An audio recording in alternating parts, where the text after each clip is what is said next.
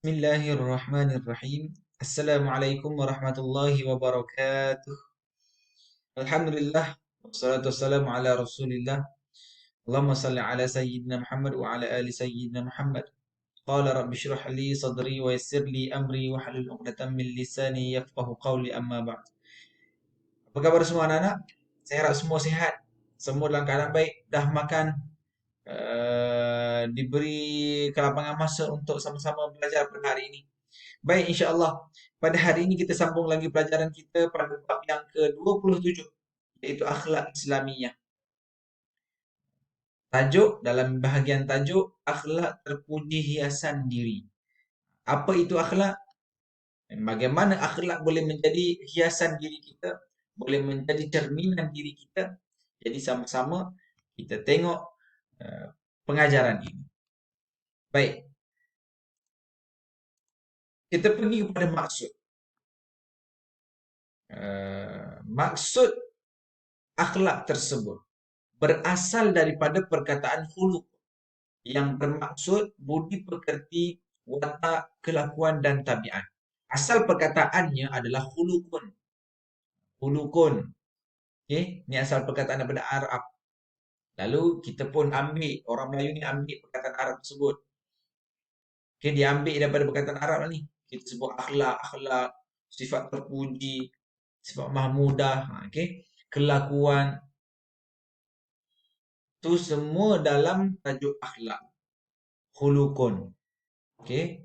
Budi pekerti kita. Bagaimana kita, cara kita melayan ibu bapa kita. Bagaimana kita bila berada di hadapan orang. Bagaimana kita jaga diri kita di halayak ramai. Itu budi pekerti kita. Watak kita, baik ke, buruk ke, rajin ke, kelakuan dan tabiat. Samalah tu semua. Itu dari sudut khuluqun. Okey. Adapun dari sudut istilah, akhlak ini bermaksud sifat yang tertanam dalam jiwa yang mendorong lahirnya sesuatu perbuatan dengan mudah tanpa pertimbangan dan pemikiran yang mendalam.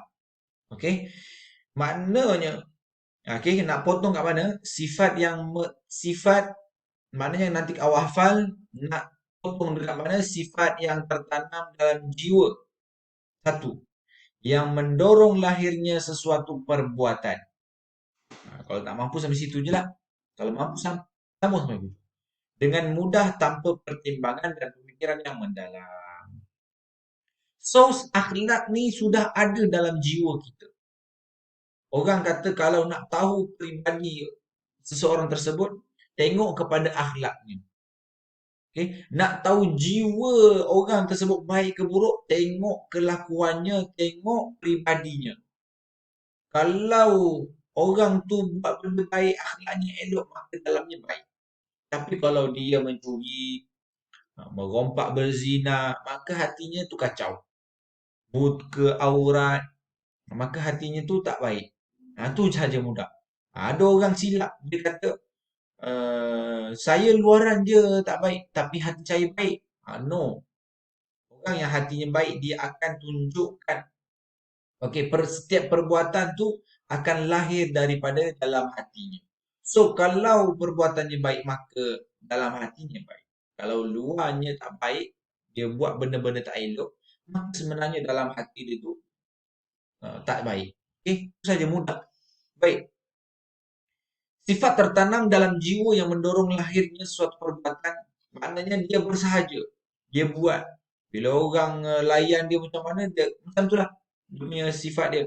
Kalau contoh orang layan dia keras, dia pun balas jadi keras ataupun dia biasa-biasa je, tak melawan ke, itu sifat dia.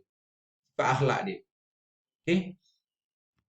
Tanpa pemikiran yang mendalam. Maknanya dia bukan fikir dulu dalam-dalam baru bertindak, tak ada. Dia bersahaja. Bagaimana layanan dia, dia orang tua lalu macam mana. Kalau automatik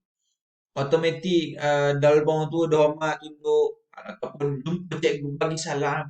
Tapi kalau jumpa lalu berselisih dengan cikgu, dia tu tahu yang mana tengok cikgu.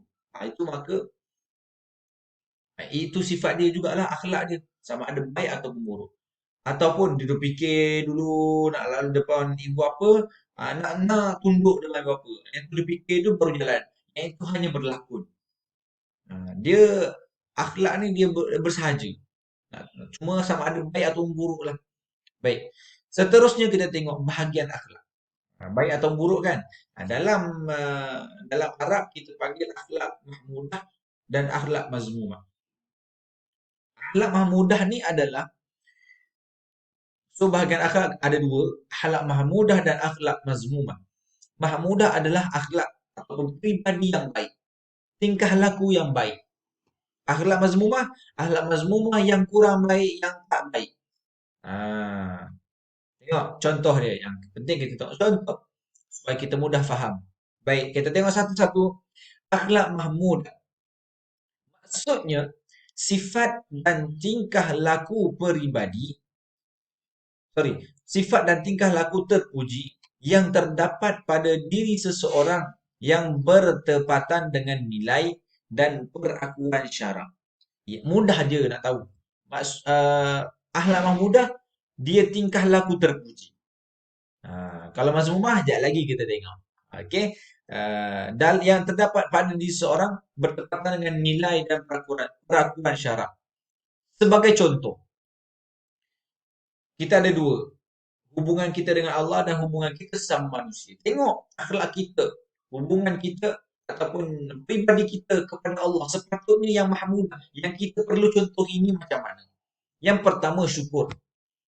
So, dalam keadaan apa sahaja yang kita ada, kadang-kadang kita ni susah, ada yang hidup senang, maka syukur. Itu akhlak kita kepada Allah. Syukur apa yang Allah bagi kepada kita. Kita dah ada pakaian, ada kadang-kadang kawan ada handphone, kita tak ada handphone. Maka syukurlah. Baik, kerana Allah tahu itulah yang terbaik buat kita. Yang kedua, sabar. Ada timpa musibah, timpa musibah kebakaran ataupun kematian dan sebagainya. Maka hendaklah kita bersabar. Okey, jangan kita mengata, tak nak. Kenapalah Allah ambil bapa ku, contoh. Okey, maka sifat kita yang perlu kita jaga ataupun yang kita perlu lakukan kepada Allah adalah sabar. Kemudian redha, tawakal. Tawakal ni apa dia?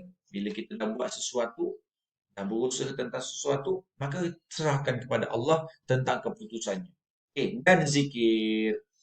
Ucaplah, zikir ni senang je. Ucap je, ucapan. Alhamdulillah. Okey. Allahu Akbar, apa-apalah. Itu zikir. La ilaha illallah juga zikir. Baik, kita tengok akhlak kepada manusia. Yang ini tengok betul-betul. Tawaduk.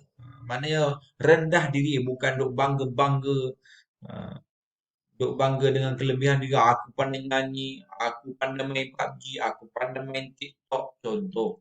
Baik, menghormati orang lain. Ini pun sama. Yang ini tidak, kalau kita ni duk keji-keji orang lain, duk bahan kawan tu, tentang kawan tu besar kata, "Oi, gorila," contoh. So kita kena hormat orang lain. Itulah akhlak kepada manusia. Akhlak mahmudah. Pengasih. Pengasuh pula. Pengasih. Bukan duk cinta. Ni pengasih mana kasihan pada orang lain. Orang ada ditimpa kesusahan, maka bantu. Dan pemurah. Bantulah pemurah. Hulurkan sumbangan duit, derma, selalu derma. Ini tabung lalu, dia senyum, senyum je. Mana boleh. Tabung tu nak duit. Baik, seterusnya kita tengok. Yang ini Imam Al-Ghazali menggariskan sifat mahmudah kepada beberapa bahagian. Imam Al-Ghazali senaraikan ada 10. Okey, 10 sifat mahmudah. Contohnya bertaubat, takut akan Allah, mahabbah iaitu kasih sayang sama manusia, zuhud maknanya berpada-pada, sabar, syukur, ikhlas dan benar, tawakal, redha dengan qada dan qadar, mengingat mati. Itu dia Imam Al-Ghazali dah senaraikan. Baik, seterusnya kita tengok.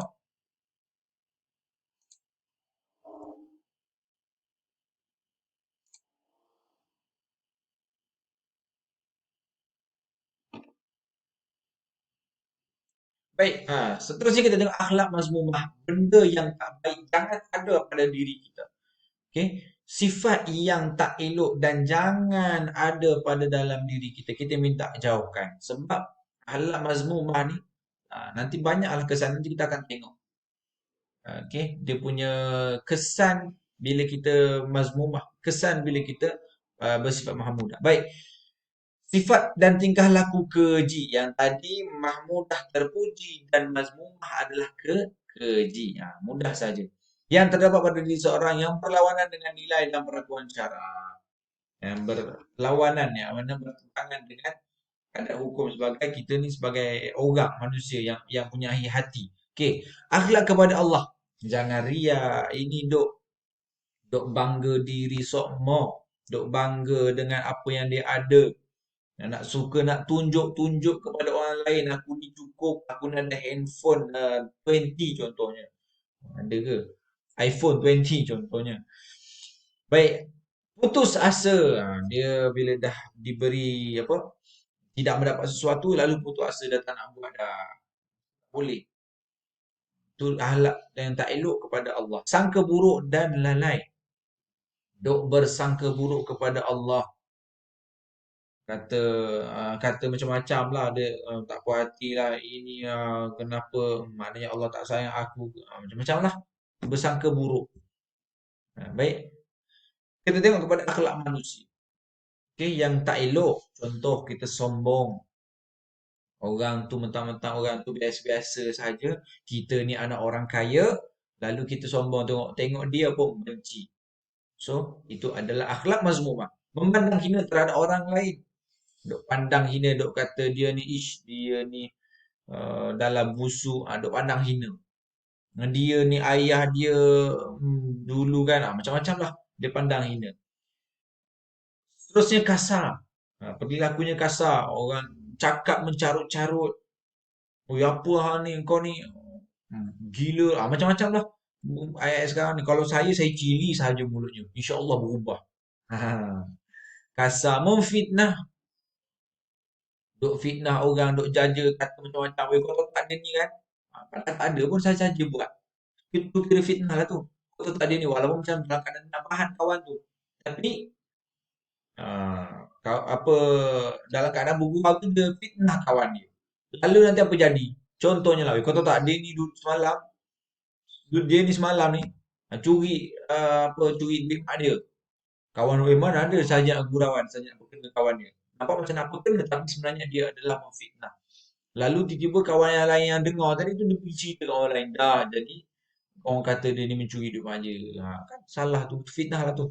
Khianat dan bakhil. Bakhil ni kedekut. Macam tadi dah tabung lalu tak mau masuk pun duit dalam tabung. Senyum je. Okey. Baik, seterusnya.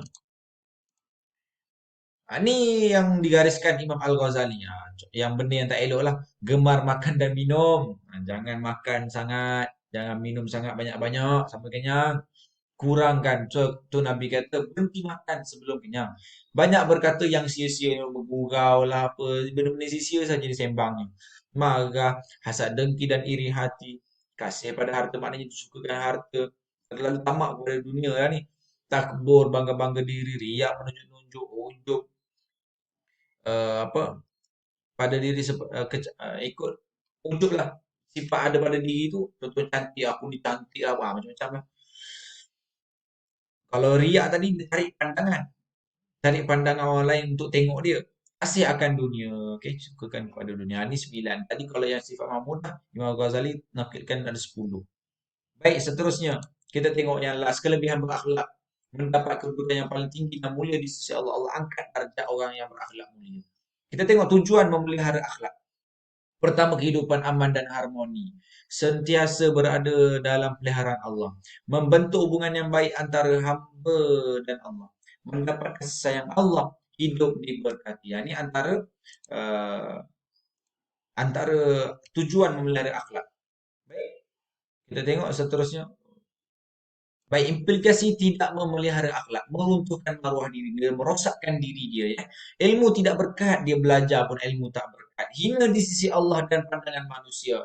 Allah pun pandang hina kepada orang yang tidak berakhlak mulia dan dimurkai oleh Allah dan dibenci manusia. Manusia langsung tak suka orang yang tak beradab dan berakhlak. Baik, itu saja untuk hari ini. Terima kasih.